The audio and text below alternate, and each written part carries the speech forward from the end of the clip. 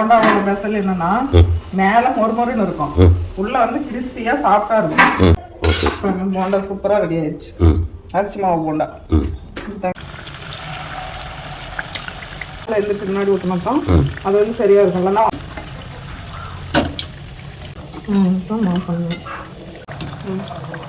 சூப்பரா வந்துடுச்சு.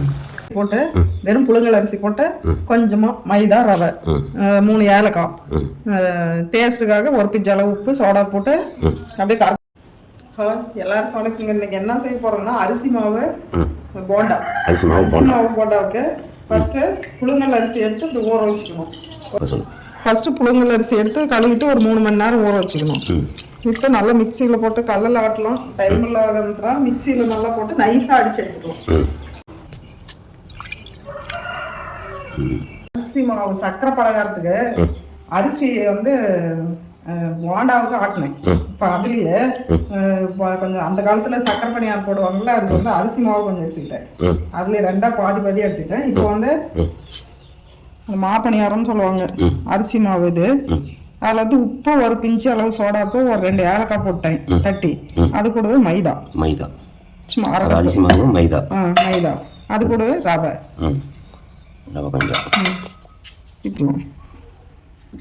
நல்லா எல்லாமே கலக்கணும்.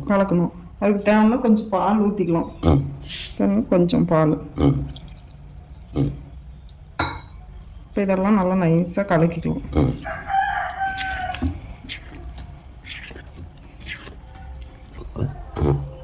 சக்கரை கொஞ்சம் பத்தலை, இன்னும் கொஞ்சம் சேர்த்துக்கலாம். நல்லா கலக்கிக்கணும். பால், ஏலக்காய் தூள், ஒரு பிஞ்சு அளவு உப்பு டேஸ்ட்டுக்காக, அரிசி மாவு, மைதா, ரவை ஒரு கப்பு. இப்போ இவங்களெல்லாம் கலக்கி இப்போ ஒரு 1/4 மணி நேரம் ஊறட்டும் வச்சிடலாம். இதை வச்சுட்டு இப்போ போண்டா ரெடி பண்ணுவோம். அரிசி மாவு வந்து ஆட்டி வச்சுக்கிற போண்டாவுக்கு, அரிசி போண்டாவுக்கு கடல் மாவு ஜலிச்சது. இப்போ இது கூட சேர்த்துக்குவோம்.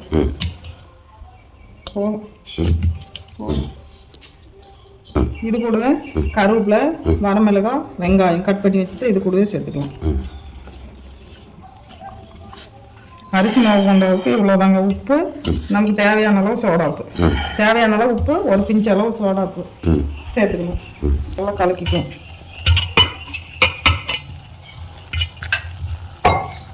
தண்ணி கொஞ்சம் கொஞ்சமாக சேர்த்துக்கணும், ஏன்னா மிச்சமாக தண்ணி ஊற்றி விட்டா நல்லா இருக்காது.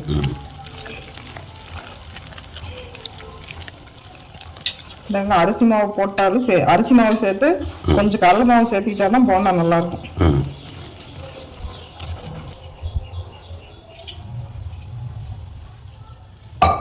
நாங்கள் வந்து எண்ணெய்களுக்காக கொஞ்சம் கெட்டியாக போடுவோங்க. நீங்கள் கொஞ்சம் பொசு பொசுன்னு வர மாதிரி இருந்துச்சுன்னா கொஞ்சம் தண்ணி ஊற்றி சோடா போட்டுக்கலாம். பொசு பொசுன்னு வந்துடும் போண்டா.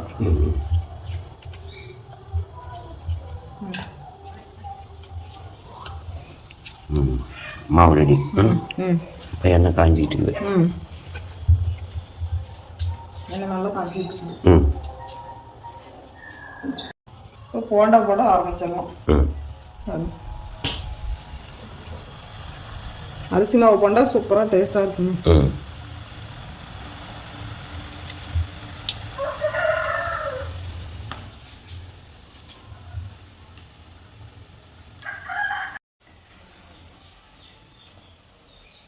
பாருங்க, அரிசி மாவு போண்டா ரெடி ஆயிடுச்சு.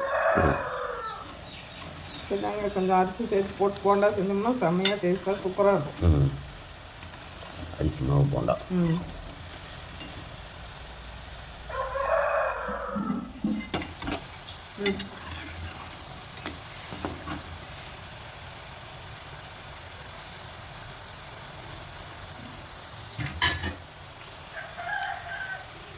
எடுத்துடலாம். அரிசி மாவோட போண்டாவோட ஸ்பெஷல் என்னன்னா மேலே மொறுமொறுன்னு இருக்கும், உள்ள வந்து கிறிஸ்பியா சாஃப்டா இருக்கும். அரிசி மாவு போண்டாவோடைய ஸ்பெஷல். மேலே வந்து மொறுமொறுன்னு இருக்கும், உள்ள சாஃப்டா இருக்கும்.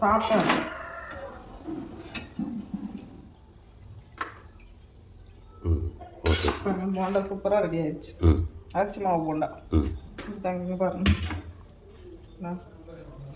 சூடாகுது. மேலே அப்படியே மொறுமொறுன்னு இருக்கும், உள்ள பாருங்க சாப்பிட்டா அப்படியே சூப்பராக இருக்கும். அரிசி மாவு போண்டா ரெடி. மீதி அதே மாதிரி போட்டு எடுத்து அதே மாதிரி போட்டு எடுத்துக்கலாம். ம் போண்டா ஒரு அடசில் எடுத்தாச்சு, மறுபடியும் வெந்துக்கிட்டு இருக்கு. அவ்வளோதான், சூப்பரான போண்டா ரெடி. வாங்க உறவுகளை, போண்டா சாப்பிட்லாம். இப்போ சக்கரை உண்மையாகும்.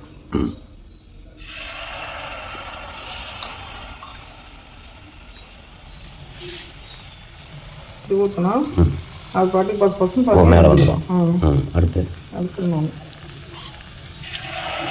அப்படி ஊற்றி ஒரு நிமிஷம் ஆகிறதுக்குள்ள அது மேலே வந்துடுது. மேலே வந்துடும். இதுதாங்க மாப்பணியாருமாங்க. இப்போ மேலே வந்துடுச்சு. இது வந்து எப்படின்னா கல்யாணம் ஆனவங்களுக்கு பலகார கூடைக்கு பண்ணுற பலகாரம் மாப்பணியாரும் வாங்குது. ஆமாம், இது வந்து மாப்பணியாரும் வாங்க.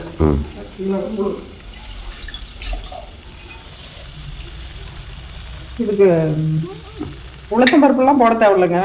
அப்படியே அரிசி மட்டும் புழுங்கல் அரிசி ஊற வச்சு ஆட்டி கொஞ்சம் மைதா ரவை சேர்த்து சோடாப்பு டேஸ்ட்டுக்காக கொஞ்சம் உப்பு, அவ்வளோதான். இப்படி ஊற்றுனீங்கன்னா அது பாவத்துக்கு எந்திரிச்சு அதை திருப்பி போடணும்.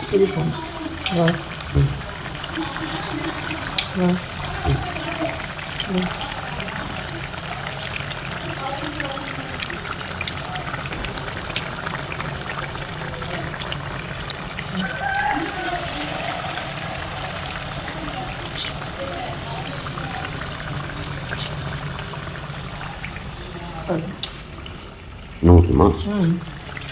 அது ஒரு பக்கம் வேக இது ஒரு பக்கம் ஊற்றி விட்டுருணும். சரி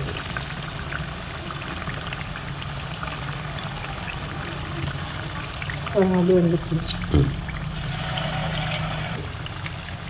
இது இப்படி வேக இப்படி திருப்பி விட்டுருணும். 2 டைம் திருப்பி விட்டாக்கா மாற்றி மாற்றி வந்துப்போம்.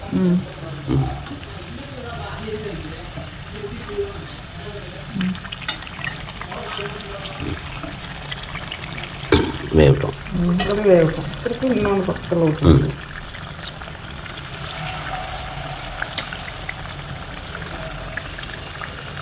அது மேலே எழுந்திரிச்சோன்னா திருப்பி ஒன்று ஊற்றணும். அதை அந்த ஊற்றினா கீழே கிடக்கு, மேலே எழுந்திரிச்சு முன்னாடி ஊற்றினா தான் அது வந்து சரியாக இருக்கும். இல்லைன்னா ஒன்றோட ஒன்று ஒட்டிடும்.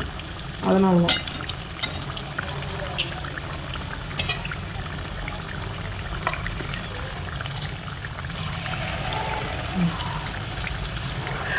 இப்போ இது நல்லா வெந்துடுச்சு. இப்போ இதை எடுத்துருவோம். ஃபஸ்ட்டு ஊற்றணும் இல்லையா, அது சூப்பராக வெந்துடுச்சு.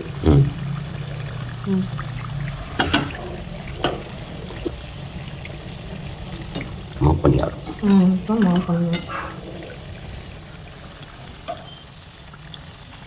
இது பெருசாகவும் ஊற்றிக்கலாம், சின்னதாகவும் ஊற்றிக்கலாம். இவ்வளோ டேஸ்ட்டும்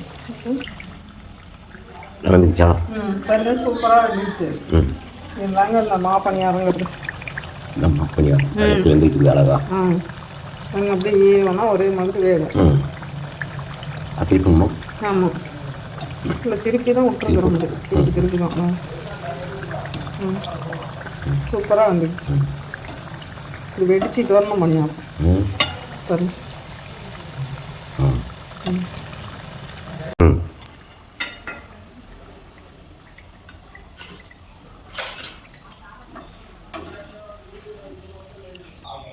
பாருங்க, சூப்பரா மாப்பணியாரம் ரெடி ஆயிடுச்சு. இதுதாங்க இப்போ ஆப்பம் என்னென்னவோ சொல்றாங்க, எனக்கு ஒன்றும் தெரியல. இதுதான் உளுத்தம் பருப்பு போடாம வெறும் புழுங்கல் அரிசி போட்டு கொஞ்சமா மைதா ரவை 3 ஏலக்காய் டேஸ்ட்டுக்காக ஒரு பிஞ்சு அளவு உப்பு சோடா போட்டு அப்படியே கரைச்சி ஊத்துறா நல்லா சூப்பரா எந்திரிக்க மணியாரும். இது பாருங்க எவ்வளோ அழகா வந்துக்குதுன்னு. இப்படி சாப்பிட்டா சூப்பராக இருக்கு. பாருங்க அழகா வந்துக்குது. சூப்பரா வந்துக்குதுங்க பணியாரம். ஆட்டினோடனே புளிக்க வைக்காம சுடணும். ஆட்டினோடனே சுட்டணும். ஆமாம், ஆட்டினோடனே சுடணும், புளிக்க வைக்கக்கூடாது. மாவு வந்து புளிக்கக்கூடாது. சூப்பராக பணியாரம் ரெடி. ஓகேங்க, அடுத்த வீடியோவில் பார்க்கலாம். பாய்.